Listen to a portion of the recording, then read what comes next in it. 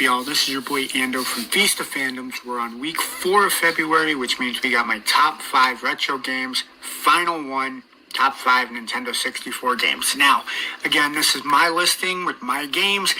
We're going to have a lot of doozies on this one. After sitting down thinking about it, I had 25 games to narrow down to 5. My top 5 game out of my top Nintendo 64s, Super Smash Brothers. Look, 4 people, first time playing on the system, beating people up with Mario characters like Mario, Luigi, Samus, Link, Captain Falcon. Can't go wrong with the party game that you had. Be able to unlock 4 additional characters. It's a fun time to be had by all. It was the first time that you got that kind of beat 'em up mentality into the game. Number 4 on my Nintendo 64 list is Gauntlet Legends. Again, it's just like the arcade games that you used to be able to play. 4 players. You get to play as the Wizard, the Warrior, the Valkyrie, and the Archer. 4 different characters, 4 different colors that you can play as. And the storyline was absolutely great. I love the storyline to it. It wasn't just a one round. You get to play against different bosses, get to play different levels, collectibles inside the games as well.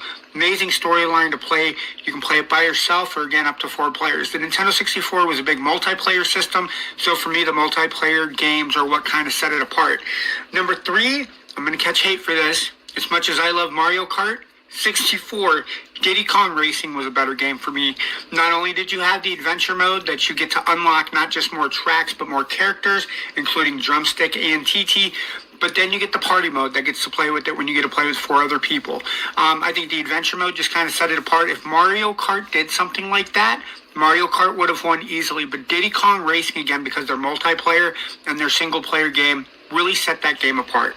Number 2, I told myself I wasn't going to put any sports games into this, but NFL Quarterback Club 99 was the first football game that I absolutely fell in love with, and I played that game multiple times. I tore through 1 cartridge because I played it so much that I had to buy a second copy.